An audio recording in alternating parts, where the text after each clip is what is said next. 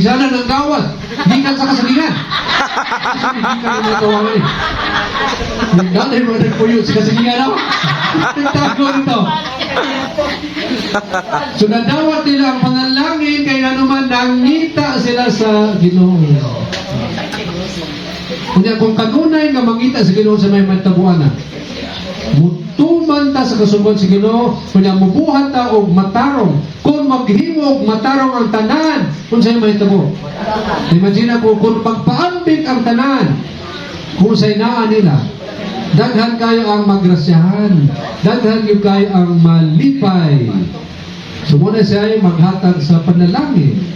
Nakaroon sa kadawang pagbasa, kung sa may gingon ni San Pablo nga hinumduman,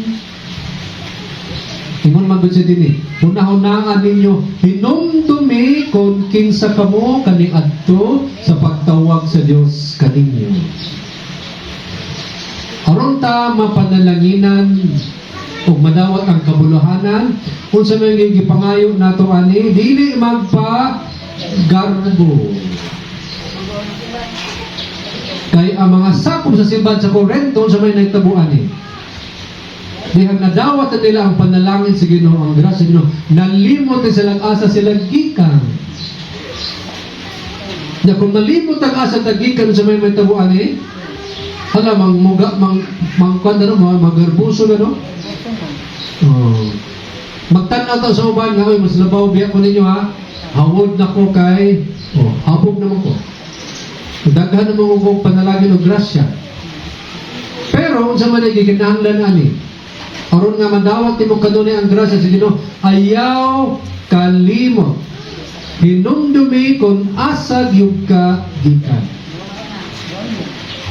Ang tanan nga naan nimo asa mo gyud sa gikan.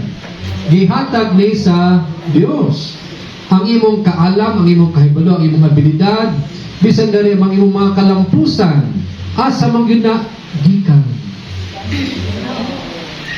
Kaya kung dili ta mahinumdum, kung sa may mahitabo sa pamilya o sa katilingban, dili magsugod ang lalis ang away, mag-indigay, magpalabwanay. Doon na pagduda, doon na mga intriga, kaya nga naman nag-ilog na sa grasya o panalangin. Sumoto, gituyo ba sa Ginoo, gipanalanginan ta aron nga dili magpagarbo. Kung doon naman tayo ipagarbo, unsa man, dili ato mga kaguling kalampusan, kung dili ang mga butang nga nahimo sa Dios diha nato. Muna atong ipasigarbo. Nakaroon sa Ebanghelyo, kung sa may gingon sa Ginoo nga maghatag og kabuluhanan, daghan rin no? Kaya listahan ani. Wala mo maglibog ani, matingala ani. Wala mo kung siya mingon din eh, bulahan ka mo kung mandato na mo. Bulahan ka mo kung daghan na ang naalin nyo. Bulahan ka mo kung kusgan ka mo. Kung may gayon sa Ginoo, bulahan ang kabus sa butang espirituhanon. Bulahan ang mga gigutom. Bulahan ang mga nagsubo. Bulahan ang mga maluluyon. Bulahan ang mga hinlo, putli o kasing-kasing. Bulahan kung ikaw maglihok, maghimo ka og kalinaw. Bulahan ka kung bugal-bugalan o daog-daog. Musugutan eh. Sa mata bitaw sa kalibutan, kini nga mga tao nga naani nga kahintang, dili bulahan. Dili paldo, pildi ni. Pildi. Pero sa mata sa Diyos, sila yun ang bulahan. Ang mga tao nga ubos o kabus, gano'n man, wak mo yun sila ikapanghambog, no?